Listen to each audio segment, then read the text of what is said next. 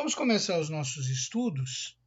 Pessoal, antes de falar da América do Norte no século XIX, mais precisamente dos Estados Unidos no século XIX, vamos procurar voltar atrás, vamos procurar relembrar como surgiu os Estados Unidos da América do Norte.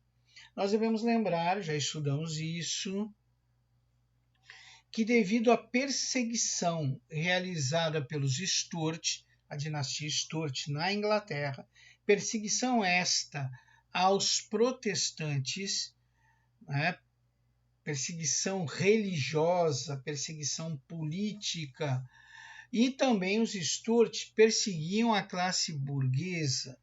Então, essa perseguição religiosa, política e econômica feita pela dinastia Stuart sobre os protestantes burgueses, principalmente os puritanos, fez com que esse grupo de pessoas, esse grupo de protestantes puritanos, para fugir da perseguição da dinastia Stuart na Inglaterra, eles abandonam a Inglaterra, abandonam suas casas, suas propriedades, seus comércios e vêm habitar as terras que pertencem à Inglaterra no Novo Mundo, vêm habitar uma parte da América do Norte. E lá eles vão estabelecer 13 colônias. 13 colônias serão estabelecidas. Com o passar do tempo, essas colônias vão prosperar e, com o passar do tempo, os coloniais não vão mais aceitar a intervenção política, militar e econômica da Inglaterra no ambiente da América do Norte ocupada pelos coloniais. Nós vamos ver que o ponto, o estopim para o início do processo de independência dos Estados Unidos será chamada crise do chá. A Inglaterra ela obrigava os seus colonos a consumirem produtos ingleses. E o termo era obrigava mesmo. Os colonos tinham que comprar cotas fixas de produtos ingleses vindos da Inglaterra pelo preço que os comerciantes ingleses, donos de monopólios comerciais, estipulavam. Um desses produtos era o chá. Numa demonstração de revolta contra esta situação de submissão econômica, muitos colonos ingleses que agora vivem nas terras da América do Norte, nas colônias inglesas da América do Norte, arrancaram suas vestes, se travestiram de índios para mostrar que agora eles se sentiam habitantes da América do Norte e não mais ingleses, foram em direção ao cais do porto, pegaram a carga de chá que eles seriam obrigados a comprar pelos comerciantes que tinham os monopólios comerciais oferecidos pelos reis da Inglaterra e jogaram essa carga de chá no mar. Claro que isso não seria tolerado pela Inglaterra. Imediatamente a Inglaterra mandou forças militares que destruíram muitas cidades coloniais. Os coloniais se uniram num processo de combate por sua independência, mas os colonos norte-americanos não tinham nenhuma chance contra o poderoso exército inglês. A vitória dos colonos norte-americanos só veio através do apoio da França. E aí nós vamos voltar ao passado novamente. Espero que vocês se lembrem que na época de Luís XVI apoiou os colonos norte-americanos numa guerra contra os ingleses pela independência dos Estados Unidos das colônias americanas. Claro que os franceses acharam que ganhariam alguma coisa com isso, mas depois que obtiveram seu processo de independência, os nossos amigos norte-americanos deram muito obrigado a Luís XVI e não cumpriram nenhuma das promessas. A Inglaterra também, que estava envolvida em vários processos, inclusive o processo de Revolução Industrial, ela preferiu deixar para lá, aceitar o processo de independência dos Estados Unidos e manter relações comerciais com esse novo mundo. Né? Então, os Estados Unidos encontram sua independência através da guerra e do apoio dos franceses. Depois de obterem sua independência, os nossos amigos ingleses veem que é melhor dê a independência, mas vamos manter os vínculos comerciais com os agora independentes habitantes da América do Norte. Pessoal, devo frisar que os Estados Unidos foi o primeiro país nas Américas a obter seu processo de independência. Bom, os Estados Unidos, ele havia evoluído. Nós vamos ver que ele começa com 13 colônias, mas uma parte dos Estados Unidos, que ficava mais ao norte, ela tinha muitos burgueses, a classe burguesa habitava essa parte, os burgueses vindos da Inglaterra, de natureza protestante e também puritanos, e com a visão de burgueses e vendo a prosperidade da Inglaterra através da Revolução Industrial, nós vamos ver que os Estados Unidos também vai entrar no processo de Revolução Industrial. Aliás, fora do continente europeu, as duas únicas nações que entraram no processo de Revolução Industrial foram o Japão e os Estados Unidos. Os Estados Unidos entram nesse processo de Revolução Industrial e logo eles obtêm sucesso, o sucesso comercial. Começam a concorrer com os ingleses no fornecimento de manufaturas, tanto para a América do Sul quanto para a América Central. Só que os nossos amigos norte-americanos, a burguesia nortista norte-americana, ela ambiciona um maior mercado consumidor. E para obter esse maior mercado consumidor, os norte-americanos do norte, eles incentivam a vinda de colonos europeus para a América do Norte. E por que os cidadãos europeus iam querer sair lá da Europa, lá da Inglaterra, da França, da Espanha, de Portugal, para vir habitar as terras norte-americanas ainda tão selvagens? É porque na Europa, usando um termo popular, o bicho estava pegando. Havia muita fome na Europa, poucas terras disponíveis, havia também o desemprego, era uma situação constante de revoltas e revoluções. Então, quando o populacho europeu recebe a oferta de poder vir para as terras da América do Norte e vindo para cá receber terras para o cultivo, terras que se tornariam suas propriedades, é óbvio que muitos colonos aceitaram. Então nós vamos ver que em 1776 a população dos Estados Unidos era de 3,5 milhões de habitantes. Em 1801 essa população vai passar para 7 milhões. É um salto extraordinário, ela praticamente dobra.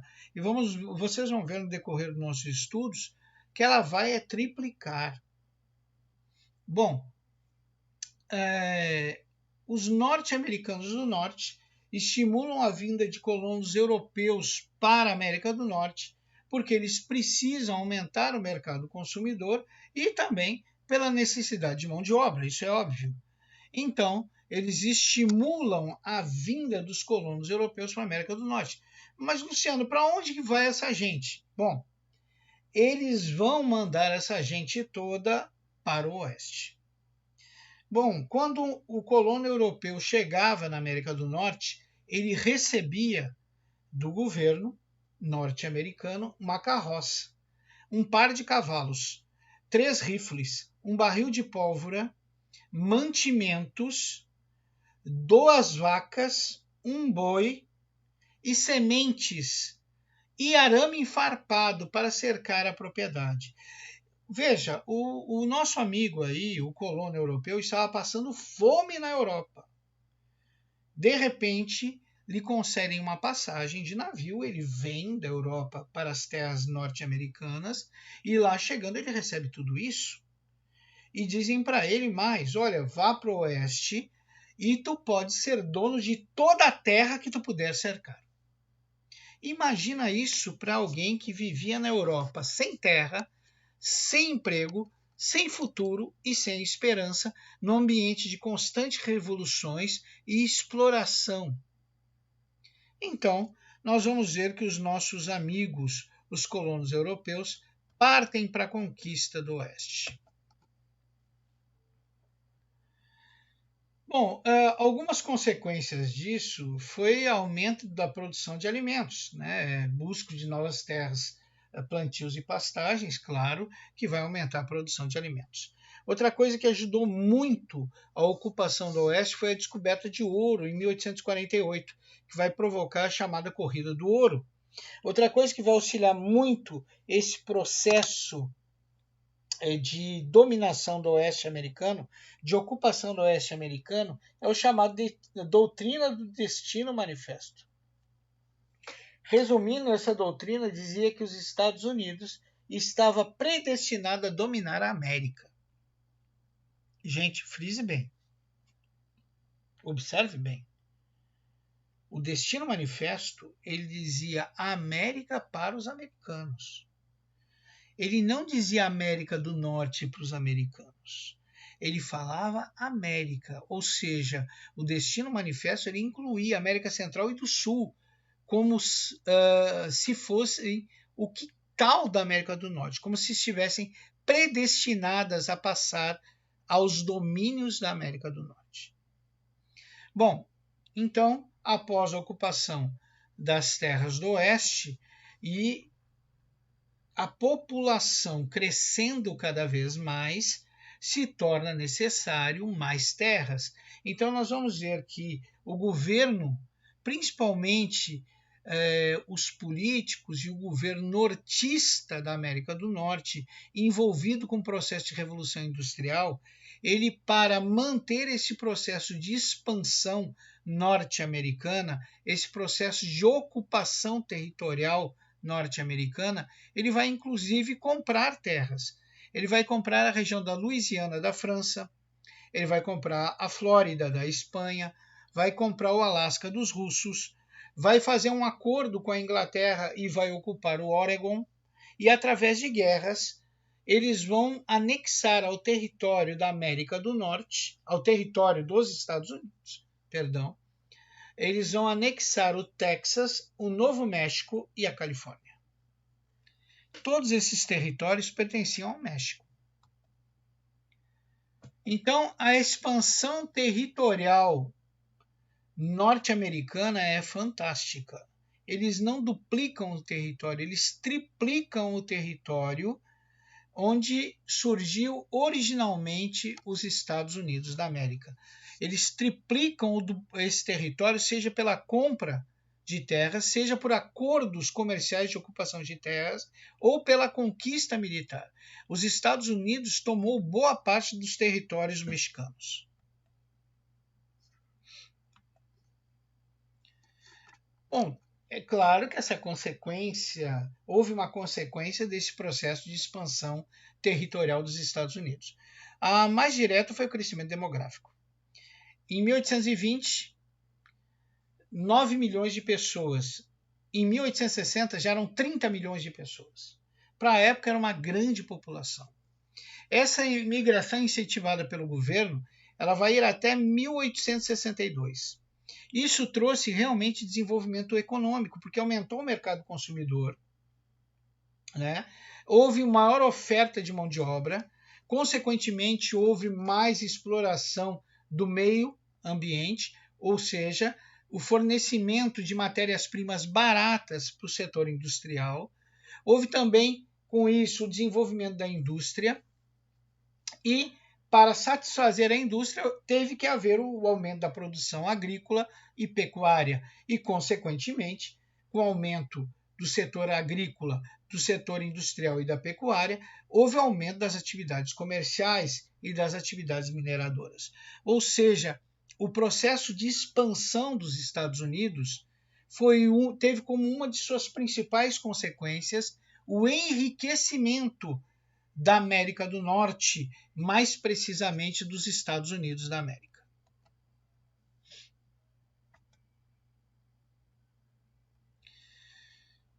Conforme havia o aumento da expansão territorial, conforme havia o aumento do mercado consumidor, conforme havia o aumento do fornecimento de matéria-prima, começaram a se acentuar as diferenças e os interesses entre o norte e o sul.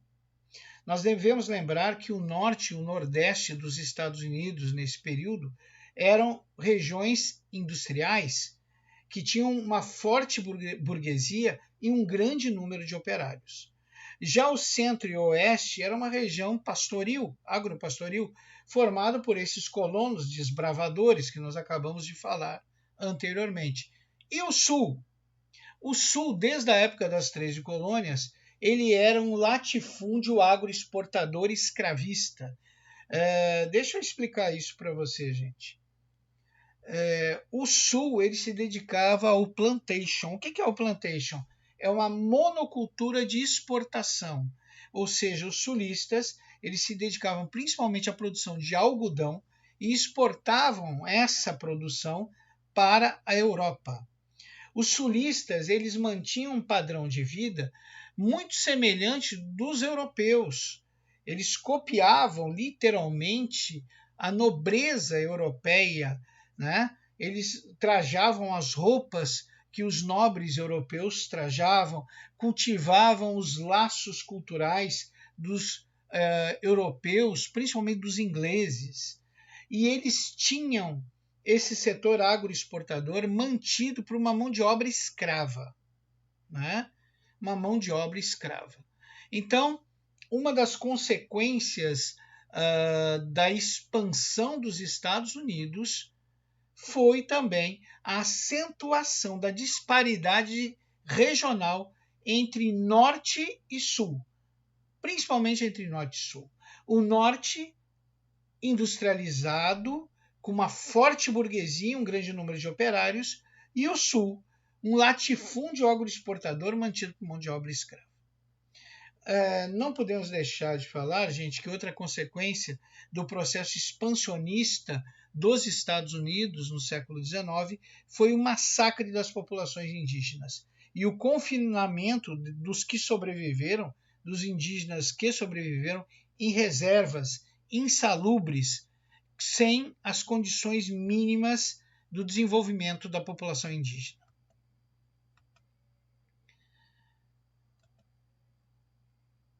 Bom, as diferenças entre norte e sul se acentuavam ainda mais porque o norte desejava aumentar ainda mais o mercado consumidor.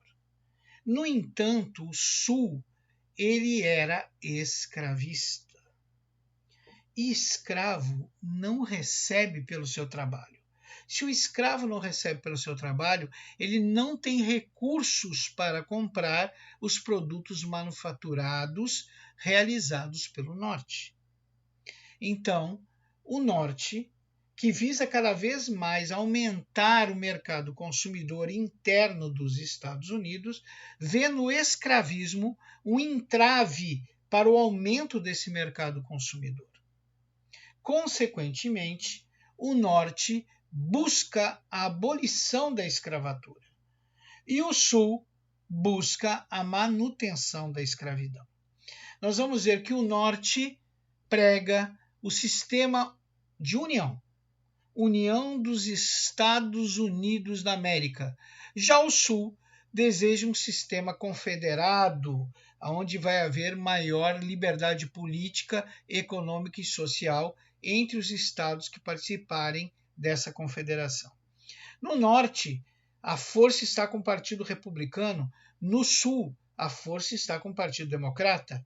No norte, eles desejam o protecionismo para o setor produtivo industrial, de manufaturados. No Sul, o que eles querem é o livre-cambismo, eles querem poder comercializar livremente com a Europa e utilizar as moedas europeias em solo norte-americano.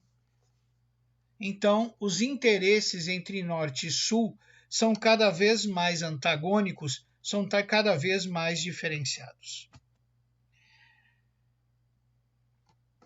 Aí nós podemos ver no mapa claramente a divisão entre aqueles que preferiam uma confederação de estados e aqueles que preferiam a união de estados.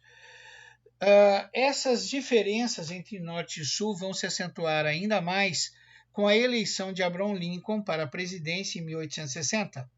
Abraham Lincoln representava os interesses da burguesia nortista e, quando ganha as eleições presidenciais, um dos seus primeiros atos é abolir a escravidão. É óbvio que os sulistas não vão aceitar, porque com a abolição da escravidão, os sulistas acreditam que perderão do dia para a noite sua mão de obra e eles não acham que terão condições de bancar trabalhadores assalariados. Então, devido à intenção de Abraham Lincoln de abolir a escravidão, os estados do Sul comunicam os estados do Centro-Oeste e do Norte que eles vão se separar da União, eles vão se separar dos Estados Unidos e vão formar os Estados Confederados do Norte, liderados por Jefferson Davis. Então, observa, em 1863 ocorre a abolição da escravidão. Imediatamente, os estados do Sul que não aceitam essa abolição e a perda da sua principal mão de obra declaram a sua saída da União dos Estados Unidos da América e a formação dos Estados Confederados da América, liderados por Jefferson Davis. Esse fato dará início, essa ideia do Sul de se separar do resto dos Estados Unidos, dará início à chamada Guerra de Secessão. Essa Guerra de Secessão, gente, foi um verdadeiro massacre entre americanos do Norte, Centro-Oeste, contra os americanos do Sul. As consequências dessa guerra civil norte-americana foi de 600 mil mortos. Além disso, com a vitória dos nortistas, vai começar a ocorrer a supremacia política e econômica dos Estados do Norte. O crescimento industrial vai crescer cada vez mais em detrimento da agricultura de exportação. Os negros, apesar de serem livres, afinal, o nosso amigo Abraham Lincoln já tinha abolido a escravidão e com a vitória dos nortistas, essa liberdade dos escravos vai abranger todos os Estados Unidos da América, eles vão permanecer marginalizados e sem direitos. Por quê? Porque mesmo os nortistas, eles não viam os negros como iguais ou como a possibilidade de serem iguais. E lá no Sul, pior ainda, os sulistas começam a colocar na conta dos negros a destruição do modo de vida sulista, de sua economia, de sua independência política, de seus costumes e tradições. Então, nem nortistas, nem sulistas aceitam os negros na sociedade americana do Norte. Eles não encontram lugar nessa sociedade. Eles permanecem marginalizados e sem direitos. E pior, vão surgir os chamados grupos racistas do Sul, o mais conhecido é Ku Klux Klan, o KKK, que se especializou na morte, execução e perseguição dos negros norte-americanos. E além disso, também vai surgir o White Power, ou seja, o poder branco, organizações que pregam claramente a superioridade da raça branca e o extermínio dos demais em solo norte-americano. Aí nós vemos os membros da Ku Klux Klan carregando a bandeira dos Confederados do Sul. Nós não poderíamos encerrar nossa aula sem falar das políticas que surgiram, das políticas e doutrinas e filosofias diplomáticas que surgiram nesse período. A primeira delas, nós já falamos, que é a doutrina Monroe, que dizia que a América é para os americanos do norte. Ou seja, a doutrina Monroe, que apregoa que é destino dos americanos do norte, dos norte-americanos dos Estados Unidos, dominar todas as Américas. Bom, outra filosofia diplomática que surgiu nesse período foi o Big Stick. O Big Stick era uma diplomacia que dizia que os Estados Unidos deveria ter sempre a mão direita aberta para socorrer os seus irmãos da América Central e do Sul, e na mão esquerda devia ter um porrete bem grande para manter os seus irmãos da América do Sul e Central sob o seu controle.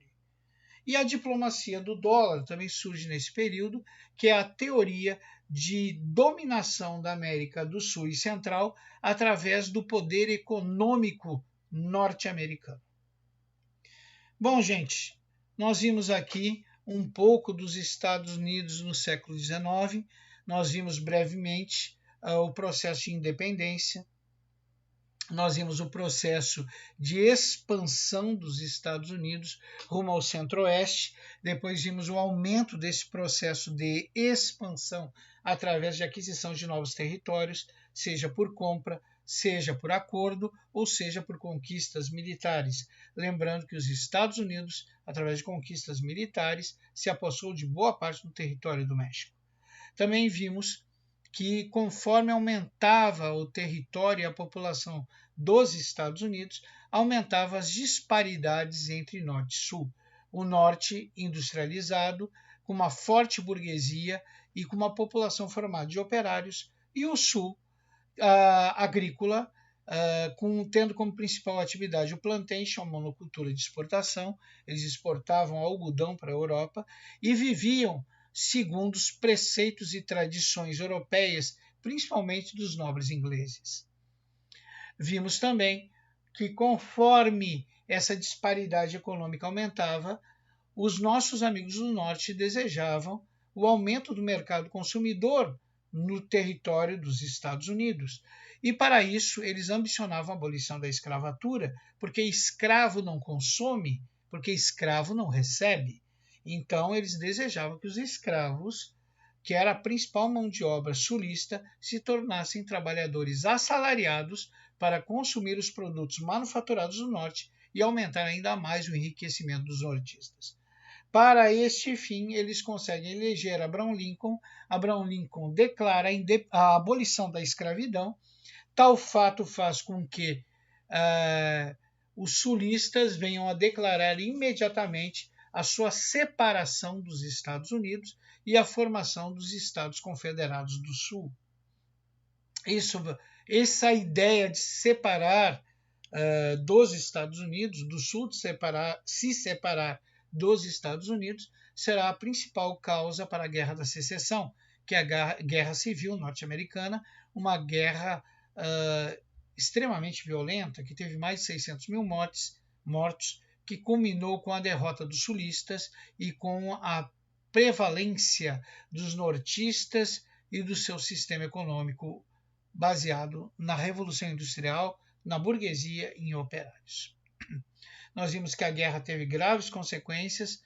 Uma delas foi a perseguição aos negros, porque apesar da abolição da escravidão após a Guerra da Secessão estar em todos os estados dos Estados Unidos, os negros continuaram sendo vistos tanto por nortistas como sulistas como seres inferiores. Não havia lugar para os negros na sociedade americana do Norte.